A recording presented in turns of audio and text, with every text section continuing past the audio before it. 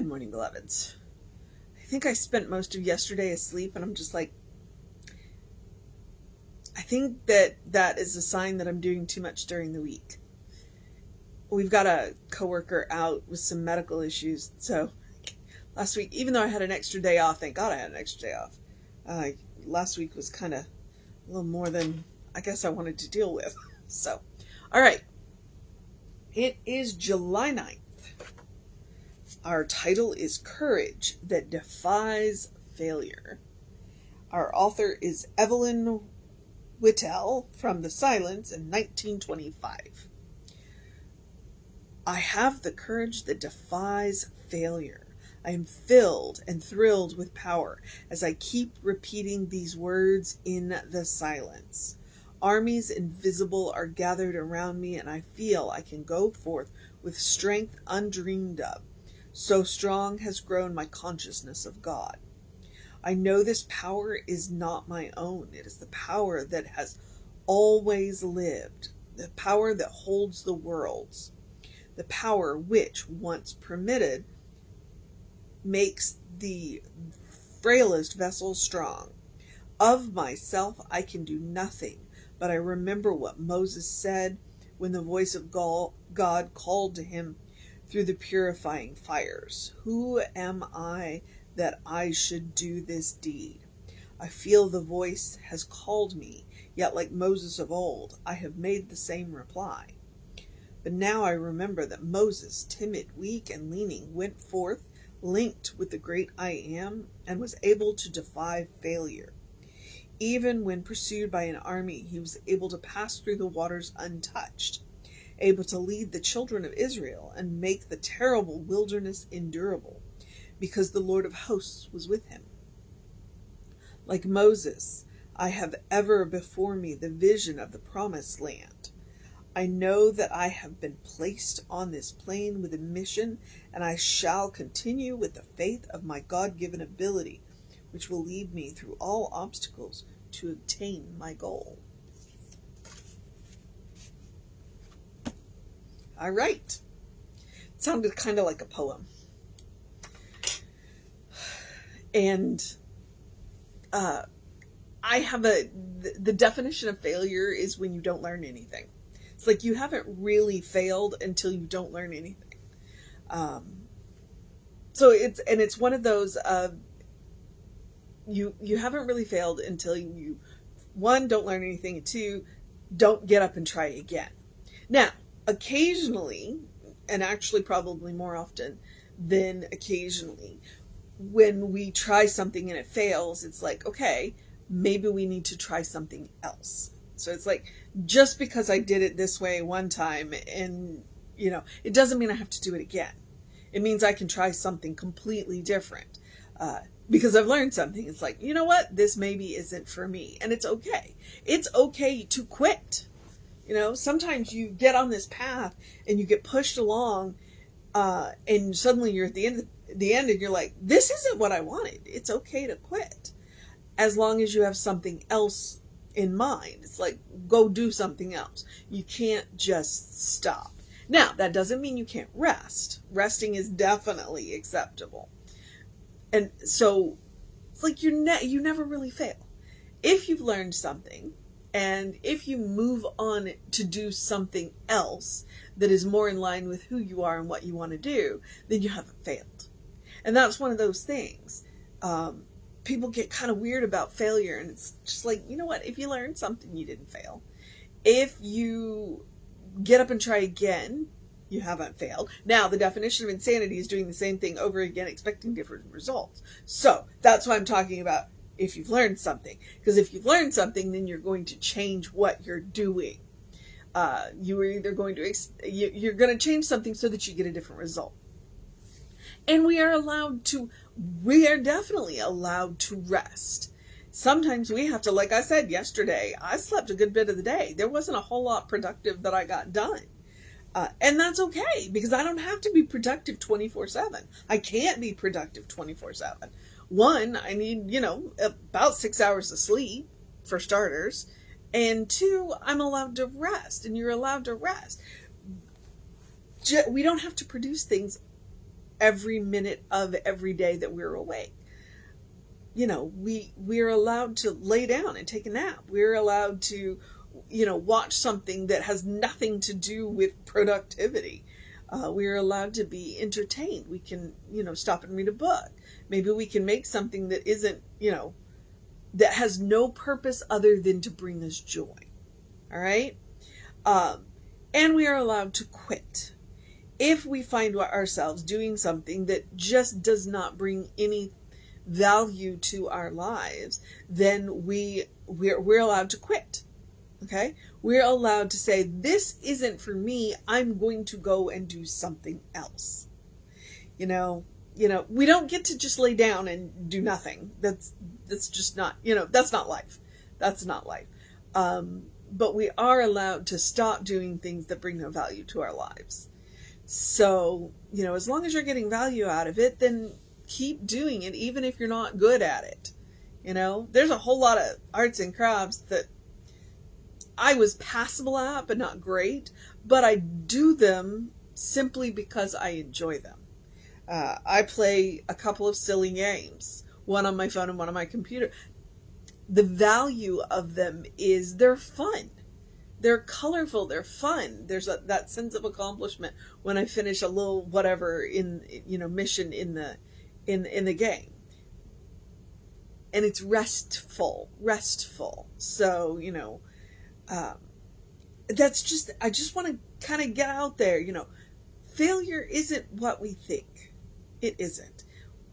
Failure is not, as long as you walk away with something from whatever the experience was where you've learned something, you haven't truly failed. Okay? Regardless of what capitalism says, regardless of what society says, regardless of what religion says. Life is a grand experiment. And if you know anything about science fails a lot. But we learn a lot when we make mistakes. So it's like, then we just reorganize and try something different. So, and it does take courage. It does absolutely take courage. She's absolutely right about the courage. What was it? Evelyn. Evelyn is absolutely right about courage. And I wasn't all that thrilled with the armies, because I don't want to walk around with armies around me. I grew up on military bases. But the more conscious we are of the God presence within us, the more courage we are going to have stepping out into the world, because we know that, one, there's a power flowing through us. It's not from us. We don't have to white knuckle our way through the world. There is a power, an infinite power that flows through us, that sets us on our path and supports us as we're doing whatever it is that we're doing, and there's a power that will guide us if we are open to it. So the more conscious we are, of that God presence, then more of that power we're going to allow to flow through us, and more of that guidance we're going to be aware of. We're going to see it. And we won't have to fail, because, when we're open to the guidance will say, go this way, try this. This might work a little bit better than that. We will meet people who will support us. That's the kind of armies I'm looking for, supportive. And so that's just really kind of I hate to say the trick of it, but the reality of it is, the more conscious we are of the God presence, the more courage that we're going to have, because we know that we are constantly being supported by a power, like that of Moses. Moses walked up to that burning bush and went, "What? You want me to do what? All right." And did it. And as she said, made the wastelands endurable, because he had faith. He knew the power that was flowing through him, and he was willing to accept the guidance. Now, occasionally he didn't accept the guidance, and you saw the results of that. So, and we do, occasionally we're like, no, I don't want to do this. I'm going to go do that. And, then we learn something new about ourselves, and then we reorganize, and pick ourselves back up and go again. But in the midst of that, let me remind you, one, you haven't truly failed until you one, stop trying something new, or if you fail to learn something. Two, we are allowed to quit. Okay? It means when we quit, it doesn't mean we just stop. It means we go do something different, completely different. Okay? We are allowed to quit. If it is not for you, then you are allowed to say, this is not for me. I'm going to go do something else. And we are allowed to rest. All right? We need to do that. We need to rest. So,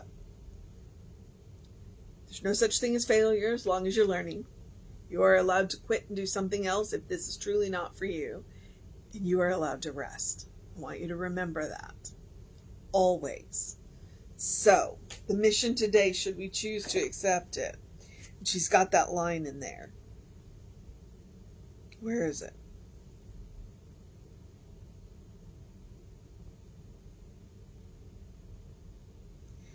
Where did she's got that line. Now I don't remember.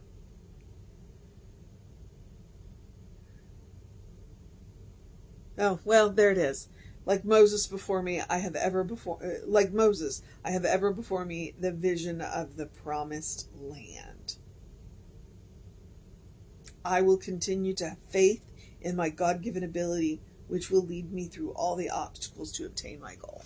So, the mission today, should we choose to accept it, is to keep ever before us the vision of the promised land. Just remember, when you create the vision of the promised land, lean more into the feelings and less into the details. All right?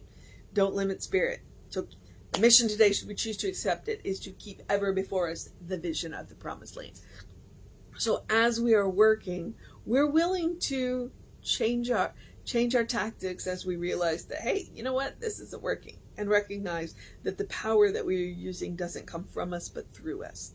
And trust me, that is super important.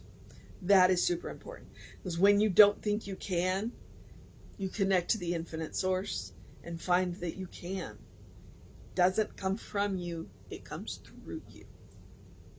All right, that is the mission today. The other part of the mission that I give you every day is to do something loving for yourself, do something kind for yourself, do something compassionate for yourself. And when it comes to loving, kind, and compassionate, rest and quit, two big things. Like I said, one of the things that you can do is say no. All right? That's what quitting looks like sometimes. It says, no, I will not do this. I'm going to go do this because this serves me better. All right? So, one of the most loving, kind, and compassionate things you can do for yourself is to say no. And on the other side of the coin, sometimes the most loving, kind, and compassionate thing you can do is say yes, especially if it's something that will push you a little bit out of your comfort zone. All right? You don't have to go wholesale out of your comfort zone, but it's something that pushes you a little bit out of your comfort zone is not a bad thing. Not a bad thing. So that can also be a loving, kind, and compassionate thing you can do. Now, rest is absolutely a loving, kind, and compassionate thing that you can do. That's one of the reasons why I say to take a nap or to take a walk. Both of those can be restful. I know walk looks like an exercise, but you know what I mean. Sometimes you need to walk away from a situation and get your feet back underneath you. So, I'm a big believer in naps. You know me, I love naps. Sometimes I take short naps at night. Now, okay, I do work very hard, which is why I'm a big believer in, breaks and naps and things like that. And one of my favorite loving, kind, and compassionate things that I say is to take a deep breath before you speak, especially to yourself. Sometimes it's very important to listen to your self-talk, because sometimes your self-talk is not what you think it is. So be aware of it. And then, as always, one of my other loving, kind, and compassionate things that I remind you to do is to eat dessert first. Sometimes that looks like having dessert for breakfast. I wouldn't do it too often, but occasionally. Because it reminds you not to save the good stuff. Whatever is going on in the world, whatever is going on in your life, you deserve joy. You do.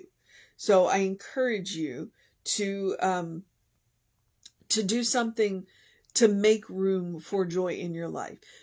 Joy is a quality of God, therefore it is a quality of you. Make room for it. Don't save the good stuff. Wear the comfortable clothes or nice clothes. Use the good china and silverware and glassware. Eat the good stuff. Drink the good stuff.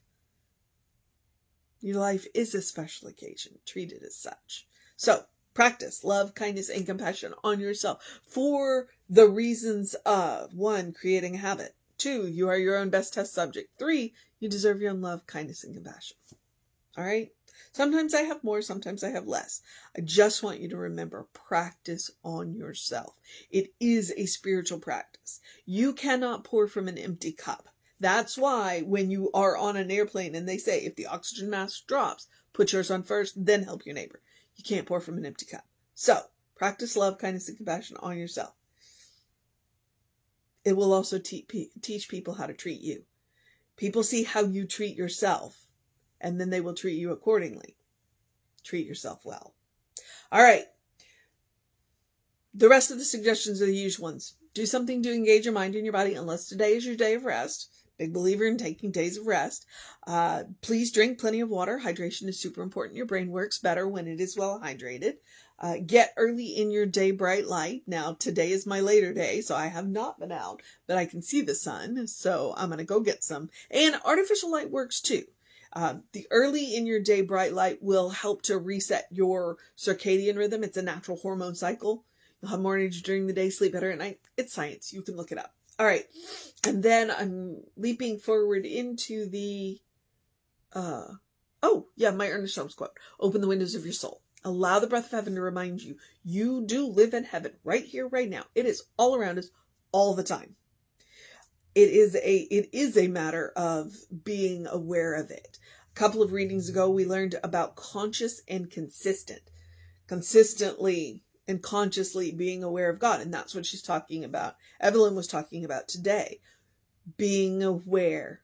The power doesn't come from us. It comes through us. So being more aware of that. Keeping the vision of the promised land in front of us. All right? That consciousness consistent.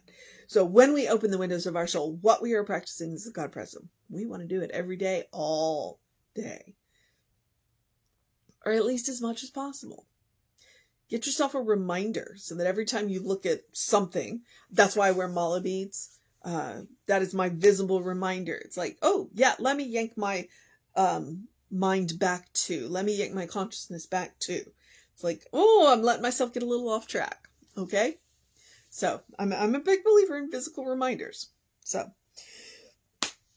and as always, you can take Emma's advice, look for the good and praise it. Emma's right. Gratitude will get you everywhere. Gratitude will absolutely get you everywhere. So, look for the good and praise it. Okay. Yep, I'm at the social media part where I remind you that we are Creative Life Spiritual Center, Creative Life Spark. I am the running Rev Ryan on the social medias that I am on. I encourage you to check them out. We try and post light, bright, uplifting, and funny stuff. Just to help keep you on the path, on the consistent awareness. All right, beloveds. And if you want to know what's going on with the center, please email info@creativelife.org. That will get you on the constant contact, and those hot links are hot. The constant contact email. So, it generally comes out about once a week. We don't overwhelm you with emails. They're done by real people. We don't have that kind of time. All right. So, I think I'm going to need a drink of water sooner rather than later. So let me wrap this up. I'm going to encourage you to have a great day, a wondrous day, a fantastic day, a magical day, an enchanted day, a wonder-filled day, an awesome day, a courageous day, a promised land, visions of promised land day, a consistent day, a consciousness day, a consciously aware day, a good day. And if that is too much pressure, simply have a day. You are enough just as you are. You're a beloved child of God, in whom God is well pleased and well represented. You're a divine spark, a brilliant light. You're spirit in motion. You are God in action. Or as Reverend Jesse likes to call us, you're a godling. All right? Know the truth of your being. Get to know who you are at the center of your being. Go to the source of your being. Connect to the infinite source of love, truth, and wisdom. Kindness, compassion, joy. And practice that. All right. Reverend David should be on around 5 p.m. with you. I will be back with you around 9 a.m. But since it's Sunday, or at least this year it is, if you're watching this some other time, who knows what day of the week it is, we will have an amazing service for you on Facebook Live, and it'll be up on YouTube later, so check that out. We look forward to it. He's doing Emerson, so that should be good. Take care of yourself. Know that you are loved, and I will see you next time.